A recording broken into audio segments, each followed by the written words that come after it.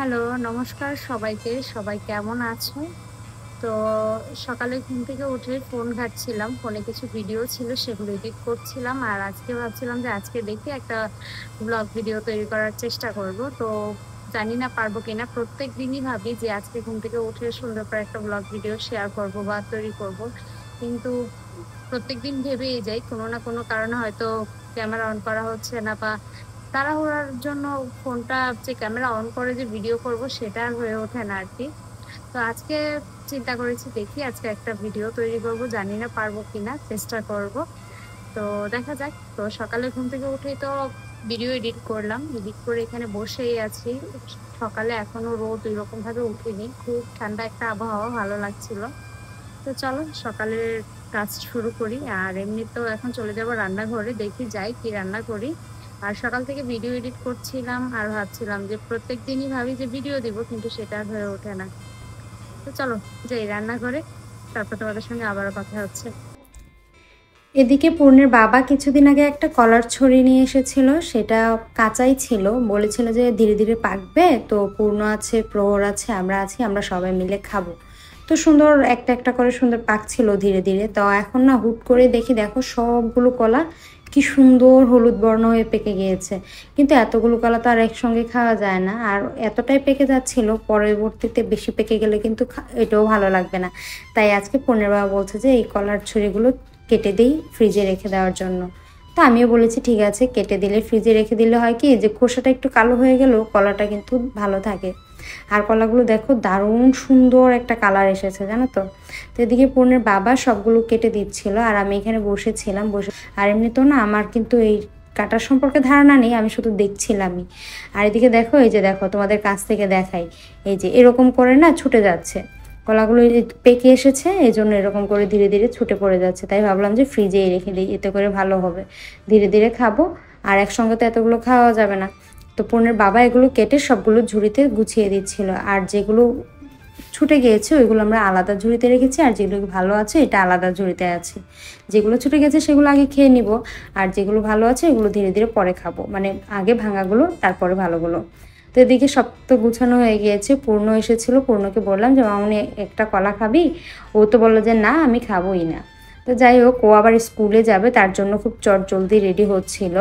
তো এদিকে ওরা বাবা মেয়েতে মিলে, একজন অফিস আর একজন স্কুলে চলে গিয়েছে। আমার প্রহর বাবু তো ঘুমোচ্ছিল। আর তখনই দেখো হাঁসগুলো চলে এসেছে। আর আমি না, মানে আমাদের হাঁস অর্ডার দেওয়া ছিল, তো এগুলো যে আজকে এত সকালে চলে আসবে সেটা আমরা জানতাম না। তো সকাল সকাল চলে আসায় একদিক দিয়ে ভালো হয়েছে, কিন্তু আমার উপর দিয়ে একটু চাপ চলে এসেছে।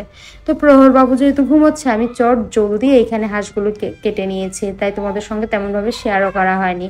কিন্তু কেটে কুটে তারপর একটা জিনিস নিয়ে খুব আফসোস করছিলাম, কারণ হাঁসগুলো এত সুন্দর এবং ভালো ছিল, আর প্রচুর পরিমাণে চর্বি ছিল, চামড়াটাও খুব সুন্দর ছিল। হাঁসের চামড়া আমি তো খাই, কিন্তু পূর্ণ বা পূর্ণর বাবা দুজনের মধ্যে কেউ খায় না, তাই ফেলে দিয়েছি, কিন্তু আমার খুব কষ্ট লাগছিল। তো এদিকে হাঁসগুলো সব গুছিয়ে চলে এসেছি রান্নাঘরে। এর মাঝখানে আমি স্নান করেছি, প্রহর বাবুকে খাইয়েছি, ও ঘুম থেকে উঠে পড়েছে, ওকে খাইয়ে এখন এসেছি রান্নাঘরে। আর পূর্ণ স্কুল থেকে চলে এসেছে, ও শুধু বিস্কুট আর কলা খেয়েই স্কুলে চলে গিয়েছিল। তো এখন এসে বলছে মা খিদা লেগেছে, আর আমারও প্রচণ্ড পরিমাণে খিদা লেগে গিয়েছে। প্রহর বাবুকে তো খাইয়েছি, কিন্তু আমি তো এখনও কিছু খাইনি।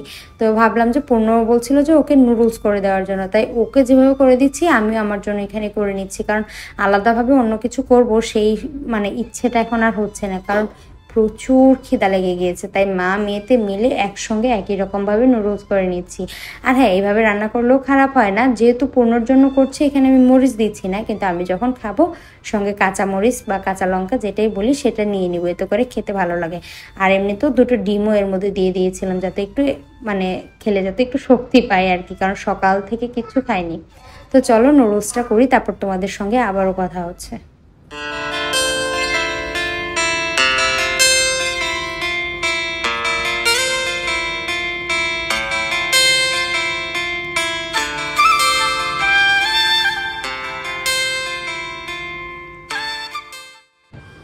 তো দেখো সকালবেলা মানে সকালটা শুরু করি, কিন্তু পুরোটা দিন যে কেমন যাবে সেটা তো কখনো চিন্তাও করি না। তো অর্ডার দেওয়া ছিল হাঁসগুলো আগে থেকেই, সেটা তো তোমাদের বলেছি। তো সেটাই, মানে এত সকাল সকাল যে চলে আসবে বুঝতেও পারিনি। তো তাড়াহুড়ো করে এগুলো কেটেছি, আর এই মধ্যে পুরো ঘুমিয়েছিল, ও উঠে গিয়েছে। তো চট জলদি এগুলো কেটে গুছিয়ে রেখে স্নান করে ওকে এসে খাইয়েছি। ওকে খাইয়ে দাইয়ে তারপর আমার এত খিদা, মানে প্রচন্ড পরিমাণে খিদা লেগে গিয়েছিল। তো সেক্ষেত্রে পূর্ণর জন্য নুডলস করেছি, আমি আমার জন্যও করে নিয়েছি। ভেবেছিলাম যে একটু মাথাটা ধরেছে, একটু চা খাবো, সেই সুযোগটা নেই, এখন আর চা আর করিনি। দেখি বিকালে হয়তো একটু খেতে পারি, দেখা যাক, সেটাও বলা যায় না, কারণ আমি একটু পরে কি করবো আমি সেটা এখনো নিজে জানি না। আমার এখন এইরকম অবস্থা হয়ে গিয়েছে। তো এখন হাঁস কেটে তো রেখে দিয়েছি, হাঁস আজকে রান্না করব না। আর নুডলস খেয়ে মাত্র এসে বসলাম, ভাবলাম যে তোমাদের সঙ্গে আবার একটু কথা বলি। আর অন্যদিকে চুলায় ডাল বসিয়ে দিয়েছি, ডালটা হচ্ছে, সেদ্ধ হলে ওইটা ফোড়ন দিয়ে নামিয়ে দেবো, টমেটো দিয়ে ডাল রান্না করব। আর এমনিতে মাছ বের করেছি, মাছ দিয়ে একটু ঝোল করব। আর দেখি যদি ভাজি ভুজি কিছু করব, কিন্তু হাঁসের মাংসটা আজকে আর রান্না করব না, কেউ কালকে বা অন্য কোনো একদিন খাবো। তো চলো যাই রান্নাঘরে। আর প্রহর বাবু ঘুম থেকে উঠেছিল, খেলা করছিল, ওকে খাইয়েছি, ও আবার ঘুমিয়ে পড়েছে। তো চলো এই চটজলদি এই ফাঁকে আমি রান্নাটা সেরে নিই। এর মধ্যে প্রহর বাবু উঠলে ওকে খাওয়াবো, ওকে স্নান করাবো, তোমাদের সঙ্গে আবারও কথা হচ্ছে। তো চলো যাই রান্না করে ডালটা ফোড়ন দিই, তারপর কথা বলছি। আগে বসানো ছিল, সিদ্ধ হয়ে গিয়েছে, তাই এখন এটাকে ঘুটনি দিয়ে ফোড়ন দিয়ে দিব। আর আজকে ডালে একটু টমেটো দিয়ে দিব। ভেবেছিলাম অন্য কিছু দিব, কিন্তু এখন ভাবছি যে টমেটোটা দিয়ে করি। আর হ্যাঁ, আমি কিন্তু টমেটো ডালে সরিষা ফোড়ন দিই। তোমরা কি ফোড়ন দাও সেটা কমেন্টে জানিও। এখানে শুধু শুকনো লঙ্কা আর সরিষা দিয়েছি, তেজপাতা দেইনি, মাঝে মধ্যে দিই মাঝে মধ্যে দিই না। আজকে কেন যেন দিতে ইচ্ছে করছিল না, তাই আর পাতাটা দেইনি, তেজপাতাটা। তো শুধু সরিষা দিয়ে ফোড়ন দিয়ে দিয়েছিলাম। আর এমনিতেও দেখবে সরিষা ফোড়ন দিয়েও কিন্তু টমেটোর ডাল বা টক ডালটা আমার কাছে বেশি ভালো লাগে। অনেকে অনেক কিছু ফোড়ন দেয়, জিরা দেয়, পেঁয়াজ দেয়, কিন্তু আমার কাছে মনে হয় যেন সরিষা ফোড়নটা এর মধ্যে খুব ভালো যায়। তো ডাল শেষ করে সঙ্গে সঙ্গে বসে দিয়েছি ভাত। অন্যদিকে কিন্তু আমি প্রহরবাবুকে খাইয়েছি, আবারও স্নান করিয়েছি, পাশাপাশি রান্নাও করছিলাম। আর ওই যে বলেছি যে বাচ্চার মায়েদের কোনো কিছুরই ঠিক নেই, যে টাইমলি বা আগে থেকে সব ভেবে নিলেও সেটা ওই রকমভাবে করা হয় না।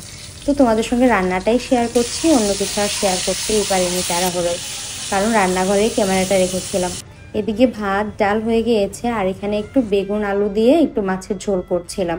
আলু বেগুনটা ভেজে নিয়েছি, এখন মশলাটা কষিয়ে এর মধ্যে বেগুনটা দিয়ে একটু নাড়াচাড়া দিয়ে ঝোল দিয়ে মাছ দিয়ে একটু জিরা এবং গরম মশলা বেটে দিয়েছিলাম, দিয়ে নামিয়ে নিয়েছি। তো যাই হোক, যেটুকু পেরেছি তোমাদের সঙ্গে শেয়ার করেছি। যদি ভিডিওটা ভালো লাগে তাহলে কিন্তু অবশ্যই একটা লাইক এবং কমেন্ট করো। আর ওইভাবে গুছিয়ে হয়তো ভিডিওটা করতে পারিনি, ইদানিং না এরকমই হচ্ছে জানো তো, এই জন্যই তোমাদের সঙ্গে এরকমভাবে ভিডিও শেয়ার করতে পারছি না। আর হ্যাঁ, সঙ্গে না কিছু বড়াও করেছিলাম। এই বড়াটা না মূলা কেটে এভাবে করেছি, এত দারুণ খেতে হয়। আর যে কেউ খাবে, যারা মূলা খেতে পছন্দ করে না তারাও খাবে, কারণ এর মধ্যে না মূলোর যে একটা আলাদা স্মেল থাকে সেটা একদমই লাগে না, এবং মুচমুচে দারুণ হয় খেতে। এটা রেসিপিটা ভাবছি তোমাদের সঙ্গে শেয়ার করব। তো বন্ধুরা, এই দেখো রান্নাঘরে আছে, এখন রান্না করছিলাম। আর বাইরে দেখো প্রচুর মেঘ করেছে, মনে হচ্ছে যে এই বুঝি বৃষ্টি নামবে, কিন্তু তার তো কোনো খবর নেই। কিন্তু প্রচুর পরিমাণে গরম, হ্যাঁ অনেক গরমের পরে কিন্তু বৃষ্টিটা আসে। আর এদিকে আমার রান্নাটাও শেষ, এখানে শুধু ভাজাটা করছিলাম, মূলা দিয়ে সুন্দর করে কেটে ভাজছিলাম সেটা। আর এদিকে দেখো রান্না বান্না শেষ, কিন্তু এই যে হাঁড়ি পাতিল বাসন সব জমে আছে, এগুলো এখন ধুবো। আর রান্না করেছে হচ্ছে এদিকে ডাল এবং মাছের ঝোল হয়ে গিয়েছে, এখন শুধু বড়াটা করে নিলেই হয়ে গেল। তো চলো কাজগুলো শেষ করি, তারপর তোমাদের সঙ্গে আবারও কথা বলছি। আর হ্যাঁ, এই যে দেখো এখানে রিং লাইট দিয়ে রেখেছি, তার কারণ শর্টস বানাচ্ছিলাম। তো দেখো যতটা সহজে আমরা দেখি সবকিছু ততটা সহজ নয়। যাই হোক, তারপরও চেষ্টা করছি, ইচ্ছে আছে অনেক দূর যাওয়ার, জানি না কত দূর যাবো। তো চলো যাই, এই রান্নাঘরটা এখন গুছিয়ে নেবো, তার মধ্যে আমার বড়াগুলো ভাজা হয়ে যাবে। আর হ্যাঁ, এই যে বড়াগুলো, এইগুলোর রেসিপিটা কিন্তু তোমরা এমনিতেও তো পেয়েছো আর শর্টসেও পাবে। তো বাসায় কিন্তু অবশ্যই ট্রাই করো, দারুণ হয় খেতে। তো চলো পরে তোমাদের সঙ্গে আবার কথা হচ্ছে।